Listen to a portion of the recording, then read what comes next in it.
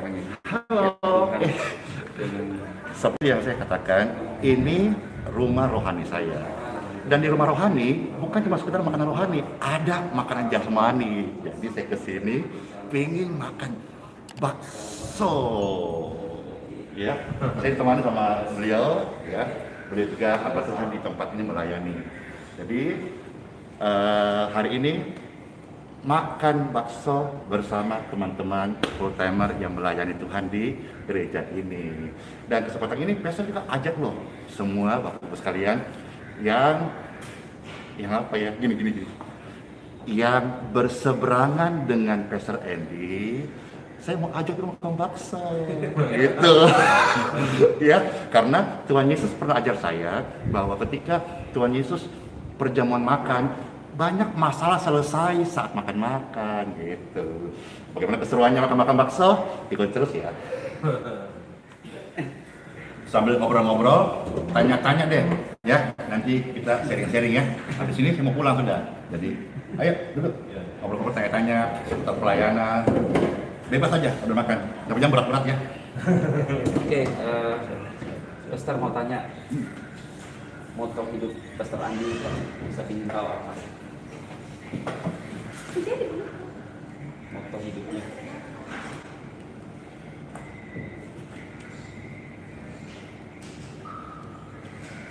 Dari dulu, waktu pertama merintis, hamba Tuhan kita kan sama-sama mengerti ya, itu bukan hal yang mudah. Tapi saya punya prinsip hidup, karena barangkali saya terlahirkan broken home, susah, miskin banget, dihina. Jadi kita tuh udah kenyang hinaan, semua udah kenyang. Nah, dari sana lahir sebuah kerinduan. Saya itu senang melihat orang bahagia. Ya, kan Tuhan pernah berkata, berkati musuh-musuhmu. Ya ini saya baru tahu setelah saya sekolah Alkitab selesai. Tapi dulu itu saya percaya rasa sakit kita itu membentuk seseorang menjadi tangguh. Yang biasa yang biasa saja, yang biasa. Ya, masuk Ki. Nah, kasih masuk aja dulu, sapa dulu. Hai. Ya.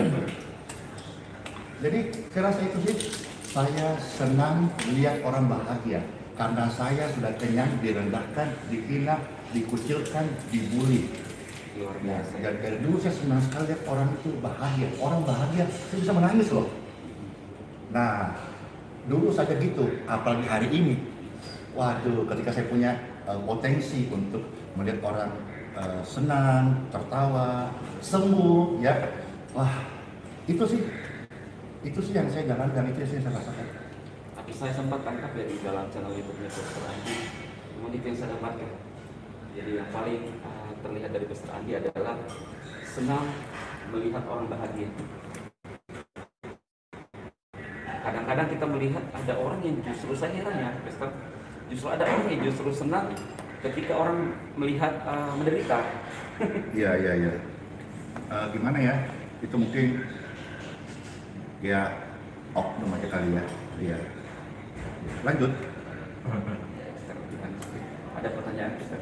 Ada waktu ketika kami mendoakan, orang berkata gini, kalau hamba Tuhan lain mendoakan tuh lama banget tumpang tangan, tapi kalau Pastor Andi cuma ditepuk gini aja, masa sembuh. Kalau didoakan lama, apa sih bedanya doa lama sama doa cepat? Nah, saya suka, keren. Nanti pertanyaan menjurus ke sana nggak apa-apa, terus menjurus saja ke sana baru. Nah, Tuhan Yesus pernah berkata, kita kalau doa tidak usahlah seperti orang-orang jubah panjang, bertele-tele di depan orang, dilihat orang, tidak usahlah. Ya. Nah, itu dasarnya sih. Yang kedua, itu terjadi Pastor Yohanes Yap ya, karena apa yang terjadi hari ini. Saya juga dulu doakan orang lama-lama. Kalau satu keluarga, 1-2 jiwa, baik mau dibaptis, mau dikonseling, mau dilepas, mau kesembuhan lama-lama. Oke. Tetapi coba Pastor Yohanes membayangkan sekarang, ya. Apakah doa yang lama-lama itu efektif tetap digunakan ketika dihadapkan 100 orang antri didoakan? Ayo jawab dulu ya. Iya, memang kalau doa lama-lama nggak efektif. Iya, iya kan? Cobalah, oke lah, saya bertahan dengan konsep yang lama. Saya nggak mau terima pembaharuan dari Tuhan, nggak mau saya terima revelation. Pokoknya harus doa 5 menit 1 orang, 10 orang saja, 100 orang, bagaimana 1000 orang? Nah jadi ini bukan kitab barunya Pastor Andy. Seperti ada orang-orang mungkin yang beranggapan yang mungkin nggak paham ya. Yes. Ini sebetulnya apa yang tersaji ya Tuhan kasih. Contoh misalnya ini YouTube ya, IAS Media. Kita kan tidak pernah berpikir nanti akan melayani di depan layar kaca, bukan manusia. Waktu dulu saya sekolah Alkitab dan belajar berkhotbah, saya harus berkhotbah depan pohon-pohon. Untuk latihan, anggap itu pohon-pohon tiap batang kepala orang, supaya ketika tampil depan orang tidak nervous. Oke kan? Tapi kita nggak pernah belajar bagaimana bicara depan layar kaca ini. Tapi ini tersedia. Apa kita berkata bahwa tidak ada ayat sucinya mengatakan bicara atau mengkhotbahkan dari depan layar kaca? Kan tidak. Apa yang tersaji itu yang Tuhan siapkan, ya kita layani. Karena sekarang Tuhan percaya melayani banyak orang, maka sebetulnya saya percaya Kisah 5:15, bayangan orang percaya saja lewat, orang sakit bisa sembuh gitu. Tapi kan orang-orang ini masih merasa dan merindukan namanya di-touch, dijamah. Nah jadi kira-kira saya rasa dengan zaman tepok itu yang paling praktis untuk bisa secara cepat mendoakan melayani orang banyak gitu Pak. Ini Pastor saya mau tanya lagi Ya. kan, supaya juga Mulai seru. memberikan klarifikasi kepada teman-teman pemirsa yang ada di YouTube ya, karena terjadi banyak opini-opini ya. Jadi Pastor saya ingin tanya, kan banyak orang yang bilang bahwa mujizat yang dibuat oleh Pastor Andi itu adalah dari setan. Jadi saya kan sudah ketemu langsung dengan orangnya nih. Saya ingin tanya ya, apakah itu benar atau kesembuhan itu apa ya Pastor? Mungkin dijelaskan. Kan itu mujizat bagi Tuhan. Ya. Dan itu sama manusia sebetulnya. Saya berpegang, cuma pegangan saya ini suka salah diartikan. Supaya saya secara eksklusif ya jelasin di channel-channel ini, termasuk IAS Media. Gini, setiap orang percaya diberi kuasa, Yohanes 1:12. Oke. Nah, ketika kita mendoakan orang lain, baik dia kerasukan roh jahat atau sakit penyakit, kita sedang melepaskan kuasa itu. Nah, ketika terjadi proses ini, orang mengatakan itu mujizat. Tiba-tiba orang sakit sembuh, dirasuk roh jahat terlepas. Orang mengatakan mujizat, padahal mujizat itu punya Tuhan. Saya hanya sebagai orang percaya mengaminkan firman Tuhan. Setiap orang percaya diberi kuasa menjadi anak-anak Tuhan. Saya hanya mendoakan. Nah, output daripada hasil doa itu, banyak orang bersaksi, ada mujizat Tuhan loh, waktu saya doakan loh, saya rasa enak loh. Tadi kesaksian saya dengar, cancer saya negatif, dia CT scan, dia sel darahnya negatif, cancer out, tumor out, bersih. Ada datanya Bapak Ibu, ada datanya. Nah jadi, orang-orang mengartikan, saya ngomong gitu tepuk-tepukan juga, orang mengartikan mujizat itu nyata. Ya kalau itu memang bahasa yang terekspos, saya pun nggak bisa untuk menahannya. Tetapi saya cuma selalu berkata, doa orang benar besar kuasa, itu saja. Tapi orang yang mungkin tambah-tambah bumbu atau semua, aduh aku terima mujizat loh, atau mujizat itu nyata, ya itu. Tapi saya kasih tahu, tidak ada hubungannya sama sekali, tidak ada tentang mujizat. Itu mujizat, Tuhan adalah mujizat. Saya hanya membantu mendoakan Allah. Oke. Jadi jelas ya teman-teman semua ya pemirsa di YouTube. Sudah kita mendengarkan sendiri bahwa ternyata mujizat yang dilakukan oleh Pastor Andi adalah itu datangnya dari Tuhan, dan Pastor Andi sendiri hanya sebagai alat dan terjadi dalam nama Yesus. Amin. Ya. Bukan nama yang lain. Jadi Bukan. jelas ya, Ya. luar biasa. Apalagi ya? Lanjut. Pernah nggak ada yang didoakan Pastor Andi terus dia nggak sembuh lalu datang lagi ke Pastor Andi? Wah, sering. Nah, disitulah saya selalu menjelaskan, saya bukan dokter, saya bukan saya bukan tabib, saya hamba Tuhan. Jadi tidak perlu rutin 3 kali sehari atau seminggu 7 kali, tidak sah. Nah ini banyak terjadi.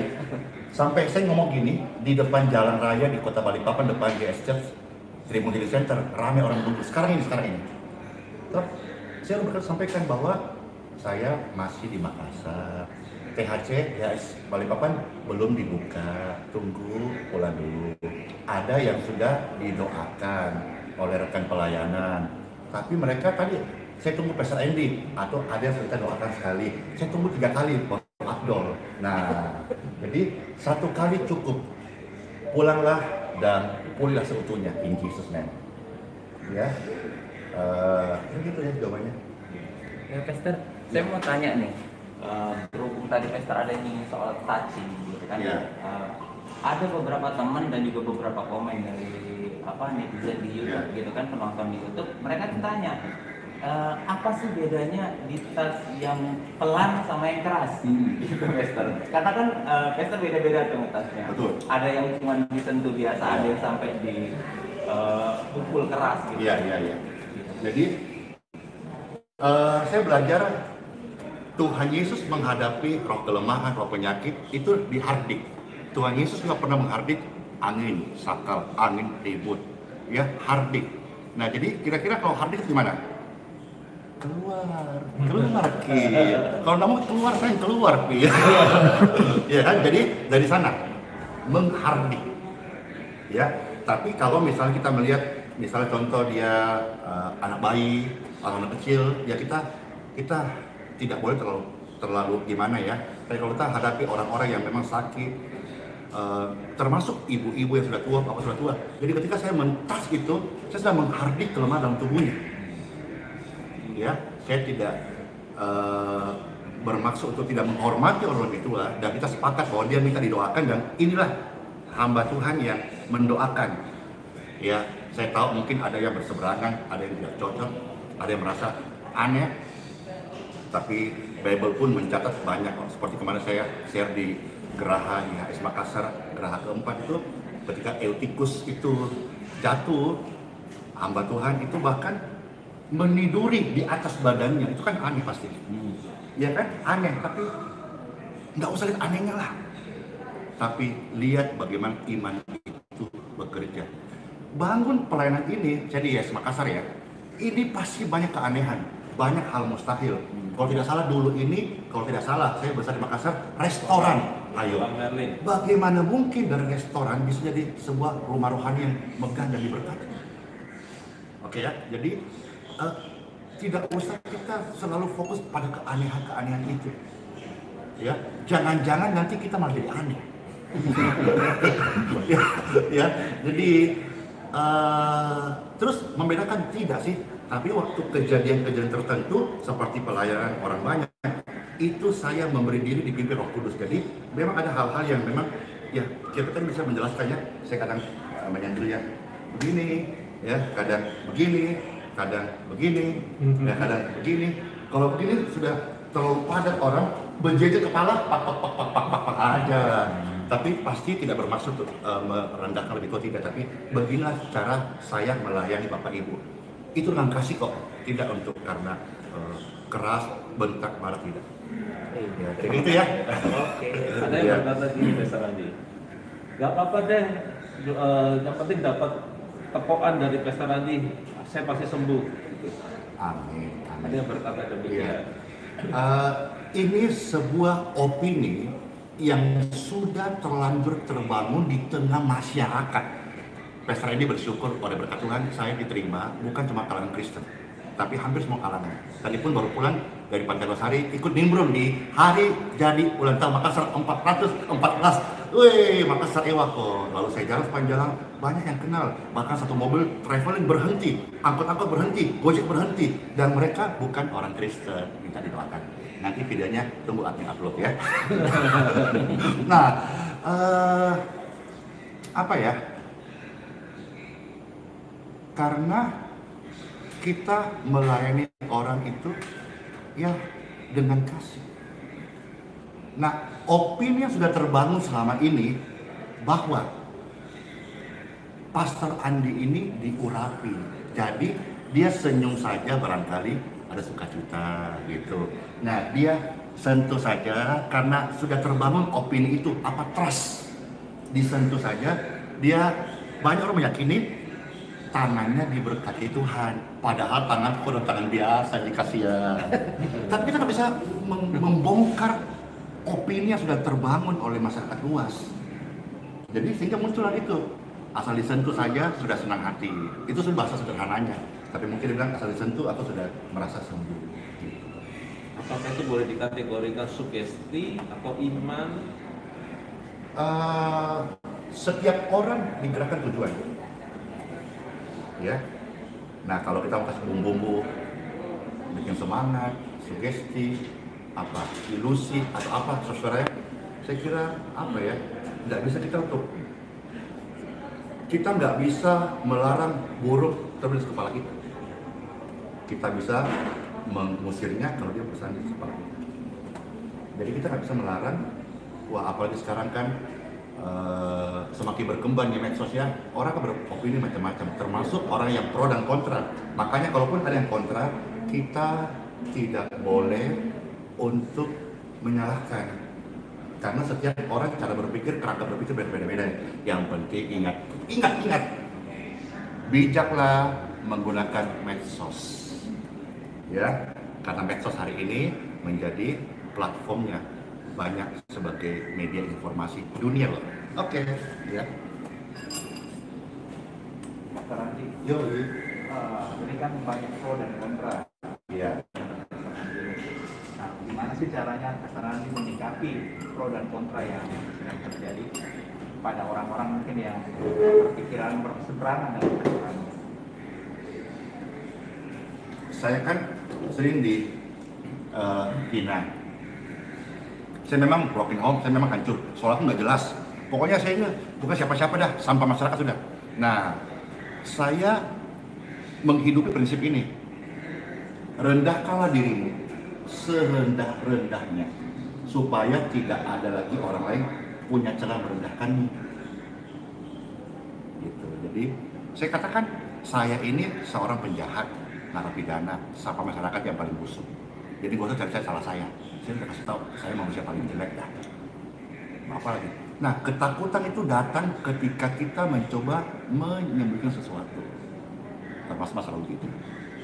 Saya kalau di dalam Bible, Amsal pasal 3 ayat 5 sampai 6, akuilah dia dalam segala lakumu, ia pasti meluruskan jalanmu. Sudah kita akui saja kita orang berdosa, lemah, kita. Ya, jadi ketika orang mau merendahkan kita, nyerang kita, ya bagaimana ya kita belajarlah saja. Intinya rendah hati ya, Mister ya. Iya, rendah hati. Ya, rendah hati. Itulah mungkin bahasanya. Rendah hati menyelesaikan masalah. Boleh nggak statement itu di Orang percaya hendaklah dipimpin Roh Kudus. Ketika kita silang pendapat, lalu ayo kita buat rapat, kita cari duduk persoalannya. Bapak Ibu sekalian, itu nggak ngaruh. Sorry, mau duduk persoalan, berdiri persoalan, mau lari persoalan, tidak ngaruh.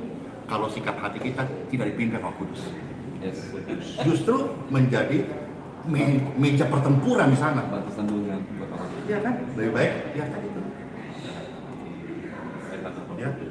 Kamu, Pastor Andi, kamu mengajarnya menjadi kontroversi Indonesia. Ya, mohon maaf jika sepak terjang saya ini mengganggu banyak keimanan orang. Yang penting guanya, Mister. Asli nggak boleh tambah gitu, nggak boleh. Nanti kita kayak ini, sama dengan merendah di atas gunung itu namanya. Maksudnya hasilnya, Ya, hasilnya ya, kebenaran. ya kan? Jadi kalau namanya kita merendah, kita jangan menanduk. Nah, kadang-kadang ada orang merendah, tapi ujungnya menanduk lagi dia. Maksud saya kan ada hasilnya, Iya. dampak buat orang banyak. Dinilai oleh orang lain. Iya, Iya. itu maksud saya. Iya. Kan kita kan Tuhan kan gembala, menggembalakan domba-domba. Kita ini domba-domba. Domba-domba itu tahu nggak? Ketika akan dimasuk ke tempat cukur bulu-bulunya, itu dia begini loh. Padahal dia mau ditarik ini untuk ditelanjangi, diambil bulu-bulunya. Dia itu manut aja. Oke ya. Nah, jadi saya kan domba yang Tuhan gembalakan gitu. Tapi kalau kambing, apa? Nanduk terus. nangkut terus, ya, diomongin nangkut terus. Nah jadi saya belajar, ya itulah kalau ilustrasi domba ya itu dibawa ke penggiringan, pembantaian, ataupun akan dicukur bulunya. Nah bulunya orang menikmati hasilnya, ya itu tadi karya-karya yang akhirnya jadi berkat buat banyak orang. Amin. Oke.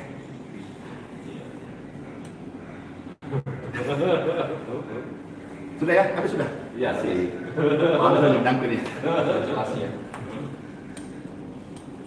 Ada yang disampaikan? Misteri Hanis. Iya, udah dong. Iya, Ngobrol hari dong. ini Bisa makan.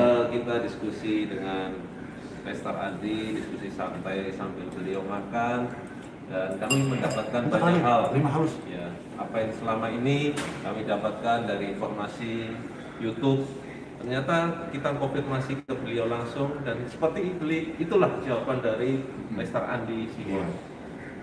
Iya. Jadi satu lagi dong, tanya lagi dong. Kenapa tangan getar-getar? Nah, Iya, getar-getar gitu. Iya, itu juga. Saya kira itu cuma sekedar apa ya, sebuah warna, ciri khas keunikan.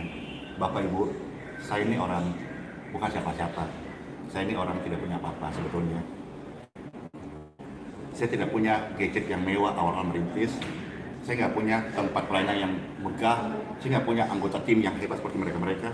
Saya nggak punya jemaat yang tua percaya. Tidak, Bapak Ibu. Jadi kita harus punya ciri khas. Ya. Nah, puji syukur dari ciri khas itu, baik istilah penyembuh jalanan, istilah tangan getar-getar. Kenapa kita tidak pakai istilah waktu itu?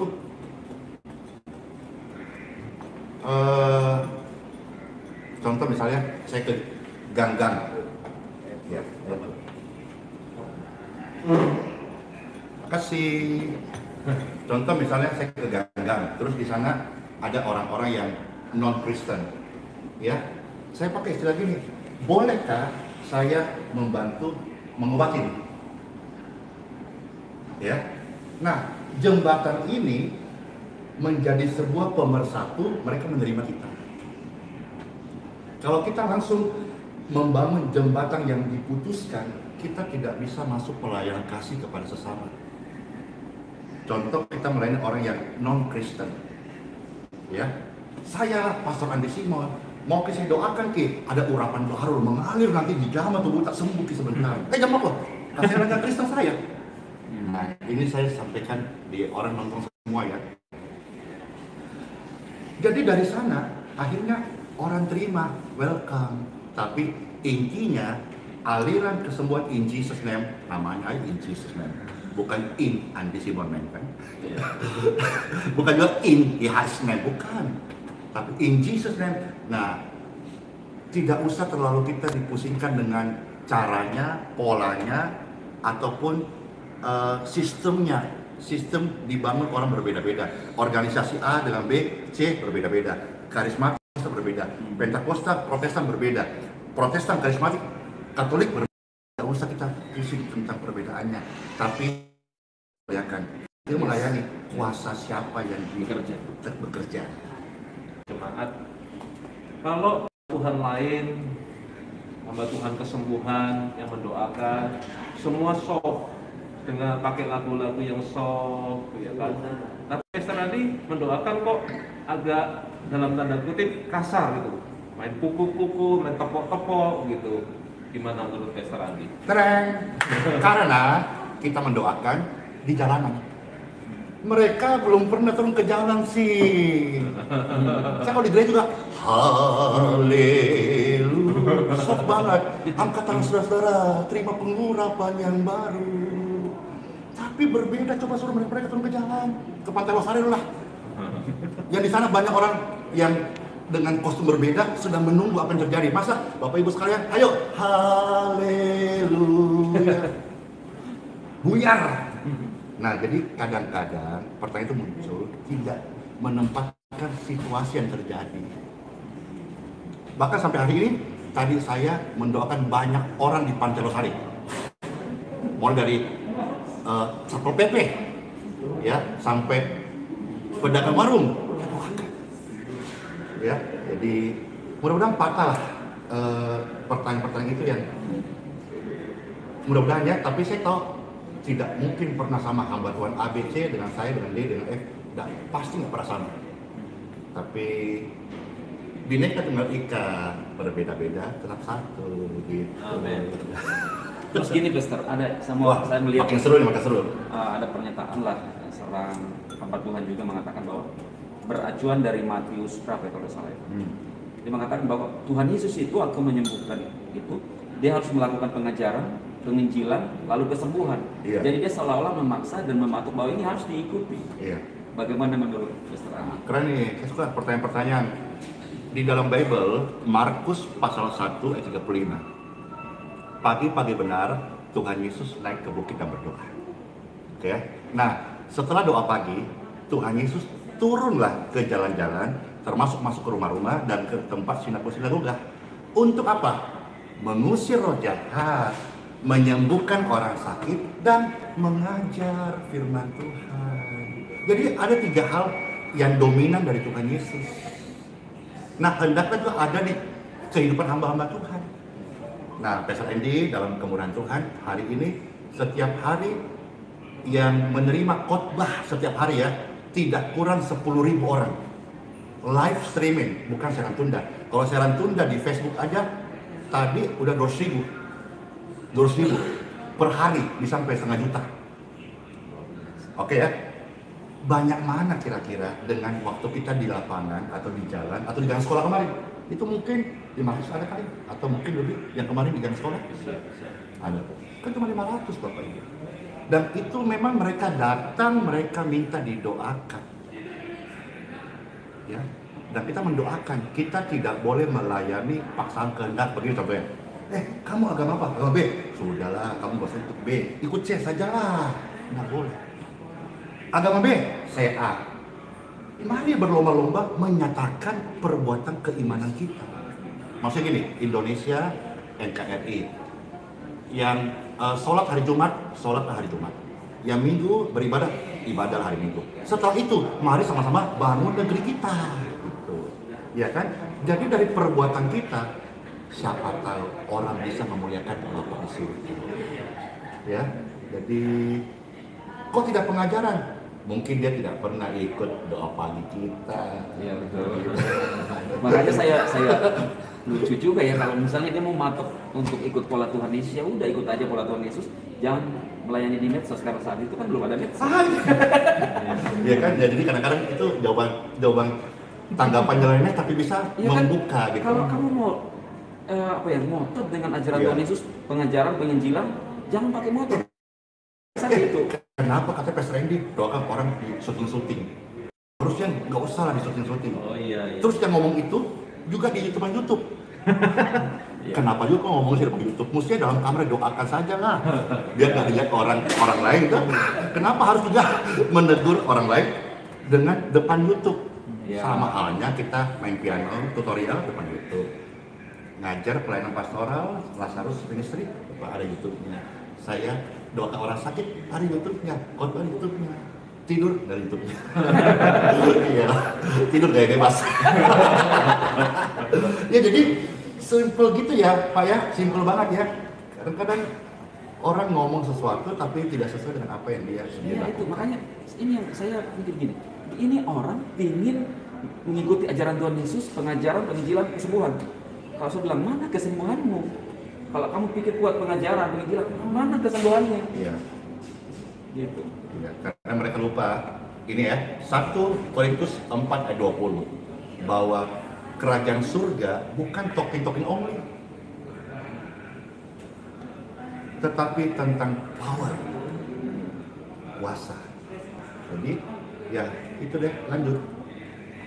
Iya, ada statement lagi gini.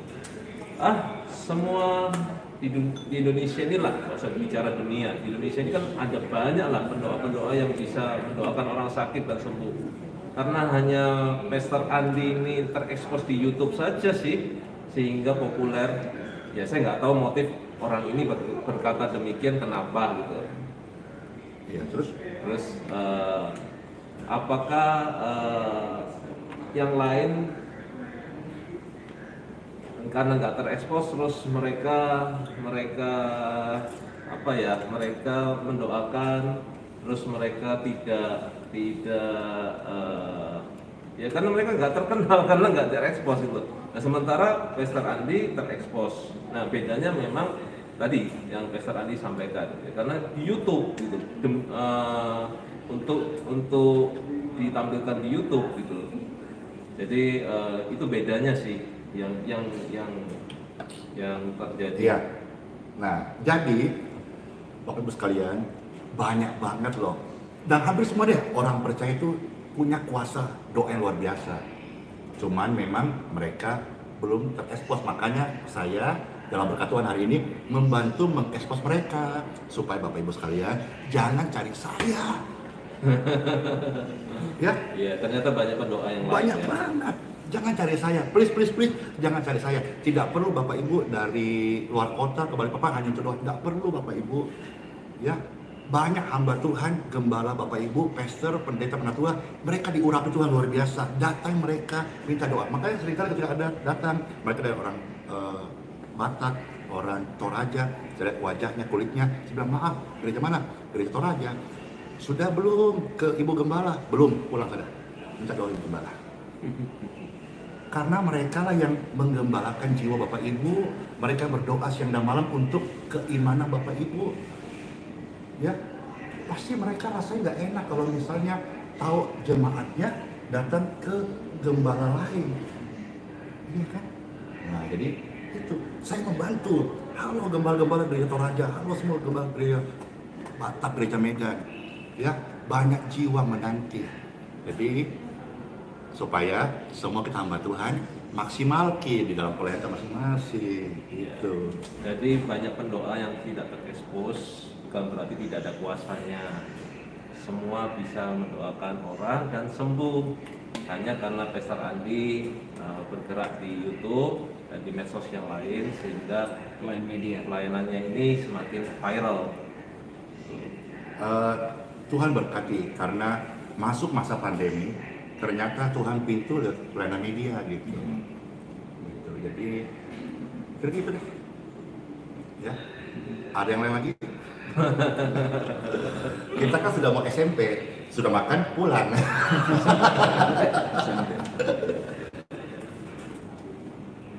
Dor, Ada lagi kan? Saya rasa ada Bu ya. Mas saya cukup. Cukup ya. Ya. thank you Pastor Andi. Sama-sama. Nggak ada makan ini. Saya makan sendiri. Selesai makan. Oh, selesai makan. Oke deh, ya. Jadi saya terima kasih kepada pelayanan ini sudah menerima saya dan dapat berkat 2 porsi bakso, ya. Dan saudara sekalian, kiranya dari sharing singkat ini bisa memberi saudara inspirasi, motivasi bahwa sebetulnya pelayanan itu sangat luas sekali. Asalkan hatimu engkau berikan seluas samudra. Karena melayani bukan cuma sekedar bicara mendoakan.